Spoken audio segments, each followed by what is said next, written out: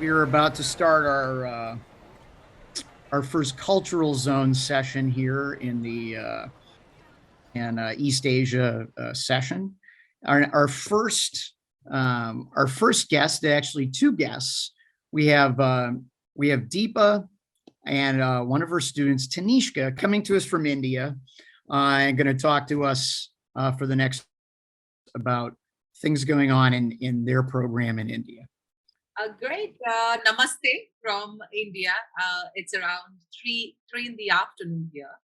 And I'm sure, really thank you so much to Lenny, Robert, and the team for organizing this. I think it's wonderful to be with a group of people who believe that it's important to educate for responsibility, happiness, and beauty too, along with purpose and passion. So I think, and that's what really the world needs at this point. So thank you. Really humble and very happy to be part of this conversation. Quick understanding of where we come from.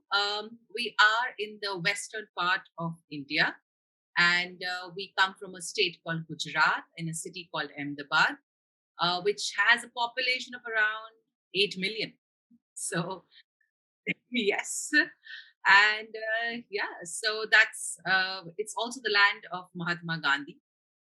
We have the Sabarmati ashram very close to where our school is situated. So he's always been and will always be our source of inspiration for everything that we do. Riverside really started in 2001, almost 21, 22 years back. And it came from the fact that our founder director, Kiran Sethi, didn't find what real education was for her child, for her own son. And he was being treated as just a number and not a name. The teachers didn't know him. It was very important. The whole idea and the focus was that trees have to be green and they can't be any other color. And so finally she decided that she must start her own school. And that's how Riverside came into being. What we believe in is that, and I think what the vision of Riverside has evolved over time, over the 21 years. I think we believe that all our children must graduate being humane citizens with the I can mindset. The fact that it is not just about the reason that you come to school is not just for your individual journeys and reasons to earn or just be happy, but it's about making the world a better place with your learning. So that's our attempt. We try and sow these seeds every day through various processes that are there in school. And are we 100% there? I think we're work in progress still. A lot of crosswinds, a lot of challenges that keep coming, and we're trying every today to make sure that we sow these seeds and hope that the children grow up believing that they are the change that they're waiting for, and nobody else is going to come and make that change for them. So that's context of what Riverside is. Tanisha, would you like to add to this? Why do you like coming to school? Maybe you can share about that. Yes. So mainly why I like coming to school is that I have experienced different schools as well before joining Riverside. Of course, I've been to many two schools. So here what I see in all the teachers and all the peers, classmates, schoolmates, everyone, is that all of them support in whatever we aim for. Like whatever it would be, that if it's not their passion or if it's not their interest as well, they'll support us, and then then we'll start to build our I can mindset, as ma'am mentioned. So I can mindset is more Riverside's most focused area, so that we could build the children could build confidence in themselves, and that's what I feel is working out for Riverside.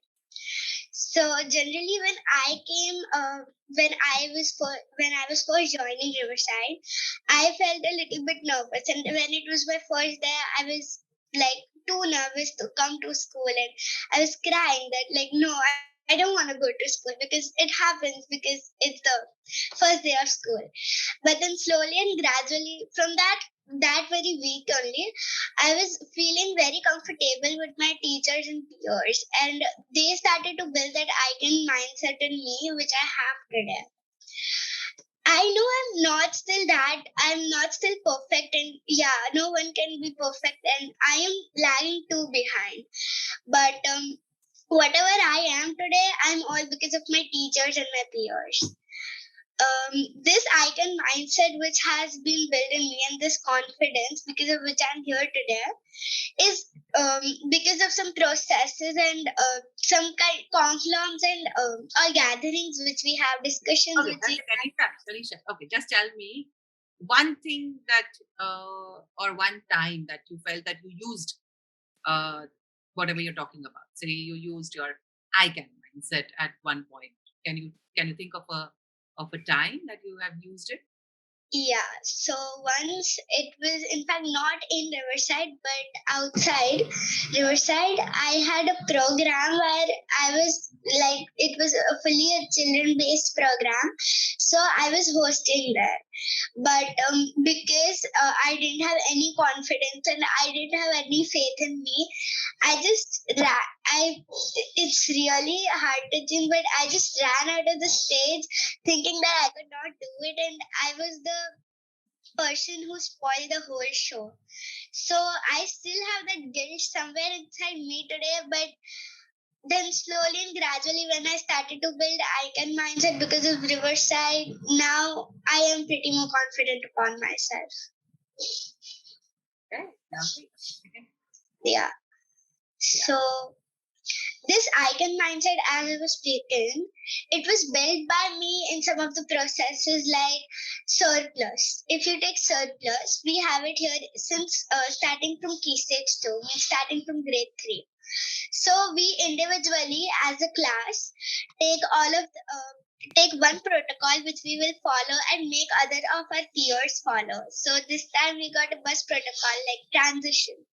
So in here, I was like, I cannot do because generally me myself was also too late for bus, and like it was all not good, not on time, always late and all.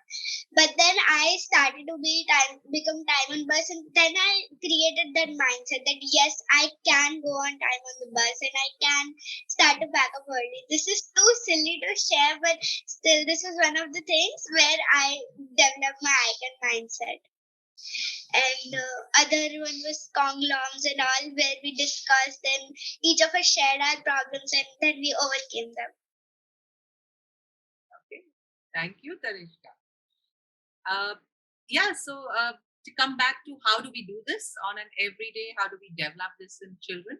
It's we use the FIDS framework, which is the feel, imagine, do, and share. That we use design thinking as a way to achieve the I can mindset. And it's simple 4 steps. We start with the heart, the feel.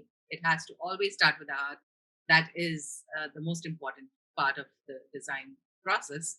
So we start with empathy, we start with the heart, then that's the feel. The imagine is the best case scenario. That means what's the goal you want to achieve? What do you want to finally get out of this entire thing? And then we get into the do, which is the action points, and then share abundantly with everyone who's around.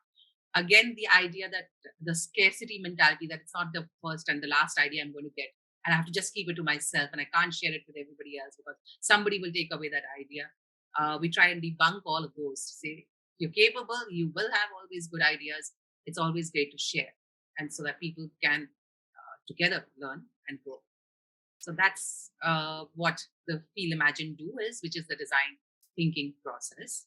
So we start with the value systems, which are if embedded in the value systems, children are able to then stay strong in spite of all challenges. So our value systems are basically the 5 E's, and therefore the idea of the humane, the E at the end of humane is the 5 E's. And those are basically the ethics, empathy, elevation, excellence, and evolution. And if ever in doubt, we keep going back to these value systems that hold us strong and keep the center. We keep the child at the center whenever we make those decisions. So that's really what we do at Riverside or try to do at Riverside every day. Yeah, anything else you'd like to ask? I mean, that's it from our side. How does your environment react to what you are doing there? Because it's for India, it sounds to me rather unusual. I think initially we did have a lot of doubt from the parent body, particularly saying that, is this really going to work out? Is this what it should be? But what about the science, math, and English? Are the children still going to do well in those? We did have those come in initially, but I think over time, when our children became the ambassadors and they saw their children grow in the ways that they have, I think now it's more about knowing that this is what Riverside stands for, or is what it's going to give. And we have then now parents with coming in with an understanding that that's what they can expect from the school. So not saying that it is absolutely again easy. There always been this tussle between balancing content and character, and saying too much time being spent on other things, but not really on the academic focus. But I think it needs, every time that we go back to explaining the why to the parents, I think they participate a lot more with the how and what we do. So that helps. So what did you all do today in school? So today it was almost regular. So we had sports. So we usually have sports on Monday and Tuesday. So we had it that way. Tuesday and Wednesday. So we had it that way. And we had our math session. Just that it was Icha ma'am instead of Muzammil sir. We had a Hindi worksheet. We had Wellspring where we built our character and a little bit of content from history. And we at the end we had lunch in all the breaks, 2 breaks. All right. Great. What was the highlight for you? Which particular session? Yeah. So today's highlight was of course math, as it's my favorite subject, but also Wellspring, because today we were participating more and it was a good start, as there was a second topic which was starting. So what are you doing in Wellspring? What are you learning? What? Sorry? What are you learning in Wellspring? Okay, so in Wellspring, we had our second topic starting from today.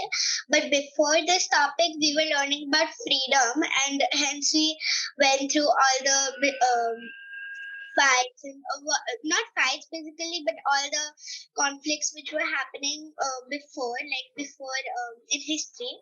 And now we have started to learn about conflicts. So we are going deeper in freedom itself. Interesting. So what does freedom mean to you? So freedom means to me is that living my own life or doing what I like to do, but with a responsibility, which means that, yeah, I can do what I want to do, or I have the power to control myself, but not like I'll do anything which is like not needed or anything which is not appropriate. Like if you go and just slap someone, that's not appropriate, and that is a responsibility which you're not following. So freedom with responsibility is thing which freedom means to me. So how do you how many students or kids do you have in your class? I mean, how many kids are you together normally on a day? Normally on a day, if everyone is present, we are 30 together. And so do you discuss with each other about freedom and the other things? Yes. So if you take Wellspring as in a session, we have a good discussion with the teacher, and we have everyone's insights and everyone's opinions and perspectives on the particular topic we are discussing. And we also see some researches or some videos related to that topic. I have a question, a very, very short clarifying question. I'd love to know the grade levels that are in Riverside School, whether it's a K to 12 all the way, and potentially how did it start? Did you start with a specific age group when you first launched the Riverside School? K to 12 at this point. When we started, of course, we started with one grade at a time. So I think the first year we had children from different grades actually in one grade, because we had minimum numbers of around 7. When we started with just 7 kids, and there were some which were in grade 1, some in grade 2. So we kind of combined all of them and had started off that. So we didn't even at that point think Kiran even thought of having a full-fledged school. It just happened year by year, and we kept adding a grade every year. And I think the most important part was the children became co-creators in this whole process. So they are the ones who helped us in designing the school and said how would they like learning spaces to be. Then they were part of actually building brick by brick. So some places have been built by them. Some have been built. We have these murals which have been created by teachers. So that's how it was finally it's become and taken shape that it is today. So it's been along with our children, along with our teachers and educators and our parents. So I have another question, if that's okay. So one of the challenges that often innovative models of education face is regulatory ones. So whether it's school inspection frameworks in the country, or ministries of education standards. I'm not really familiar with India, how all of that works, but I'm curious if your school ever had to face any challenges on the regulatory side with being so progressive. Not so much for being progressive, because we're a private school, so the government isn't as what do I say, more intrusive in some ways as they are in maybe the government schools. But the one that has really hit us recently has been the Fee Regulation Act, the BFRC, where they have capped the fees at a particular level, and so that you can't take beyond that. And that has resulted in a lot of the experiences that we're wanting for our children. We now have to think before we actually want to do certain things. And I think that's been the biggest challenge. And that happened just before COVID, and then COVID happened. So then it went online. So that was another thing. And nothing to do with the government, of course. But yeah, these have been the most recent challenges that we've been facing. And I think post-COVID, another big one is the way that I think generally people have changed the way they want to now work. And I think that's impacting the teacher attrition and the teacher retention in some manner. So a lot of them want to work from home, want flexible timings, but being in the education, you need to be there with your children to actually make impact happen. So that's now one of the challenges that we are facing at this point. Oh, I was not in a breakout room, but I do have a question. So I suppose that the students are still involved in co-creating the curriculum and the content. So what are the principles or rules or boundaries for what they can suggest and what you can experiment with, and what goes and what doesn't go? Okay. In terms of content, their voice choice is more in terms of. So we have the framework already. So we need to do that too. Because unfortunately or fortunately, we have the board exams that happen at the 10th and then at the AS and A levels. So we do have things that we have to complete in terms of content. I think what they really have a choice and voice in how they would like to be taught. So would they like it through visit? Would they like to do it by themselves? So would they like some part of it to be done with an expert? So there are different ways, as we call languages of learning, that they generally tell us that they would like to participate in. And other than that, we have something called the Glad Mad Sad that we do at the end of every term, at the end of the year with the children. What are they glad about? What are they sad about? What are they mad about? At the end of this year. So, and how could we change that? Would they have any other ideas that they would like to put in? They want to do something else that they want. So that's another way that they have their voice in the entire curriculum. There's also the agenda setting that happens on an everyday basis in the morning, where they have a like to say, okay, we would like this at this point and maybe not at this point. Could we have this later and not now? That's also something. So these processes that are there and timetable for helps them be part of this co-creation. Tanishka, would you like to add any other ways that you co-create? If I've forgotten any. Yeah, so like a lot of times we even do longs and all to add our perspectives, as I said. And yeah, all the other points are actually covered by Deepa. Is it individually that you get to co-create, or do you have to do it together with the others so that there are more of you, or the whole class would do it the same way? It's the entire class. Okay, so they have you have to sort of agree upon that we're going to study this topic and we want to do it this way and we're all going to do it that way. Yeah. And how long time does that take to reach an agreement? Depends. Most of I don't know. Tanishka, how long does it take for you all to come to an agreement on a particular? In our class, we can actually discuss a lot of points in a 1 hour session. But if you look at one point, we'll maximum take 10 or 15 minutes to reach to an agreement. Real quick, how many years has the school been in operation? You may have said it and I just didn't catch it. 22 years. Okay. How many adults out there are there who have gone to the schools then, and can you see what do they do with their life after they have been through your school? Yeah, so we have a lot of the alumni, and the best part is that we always keep having them coming back to school. I myself never remember going back ever to my school. I've never done it. But it's lovely to see our children always come back. So as soon as they are, wherever they might be, some are across in the US, the UK, Australia, most of them in India. So, but wherever they are and they're back home, they come and meet us, which is fantastic. So I think that's a great understanding that they still, the relationship that we share, I think it's a great endorsement of that. So that's lovely to see. It's also lovely to see the fact that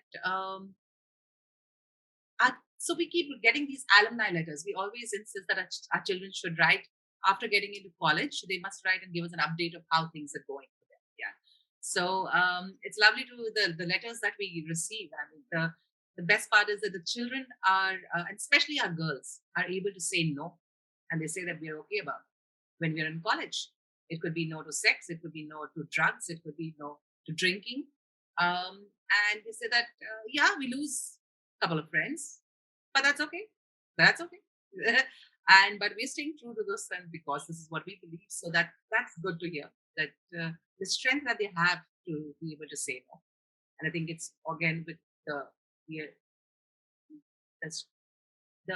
everyday understanding and bringing of the value systems and saying that you can stay true to who you are and don't have to be swayed by what others would like you to be.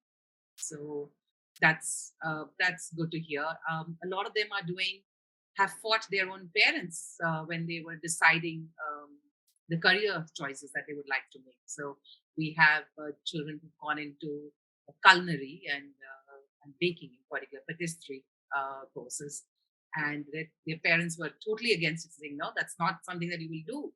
And but again, to believe and and say that no, this is what my passion is, and I'd like to continue to do that. We've seen that as well with our children, because we come from this state of Gujarat, which is basically a lot of them are businessmen. A lot of the background, so the context is a lot to do with business, and for them to see it as any other thing is difficult for our parents. So, but I think again, working with the parents, working with the children, I think we are happy that we're able to get our children to become and have a voice of their own and believe that it's possible for them to do what they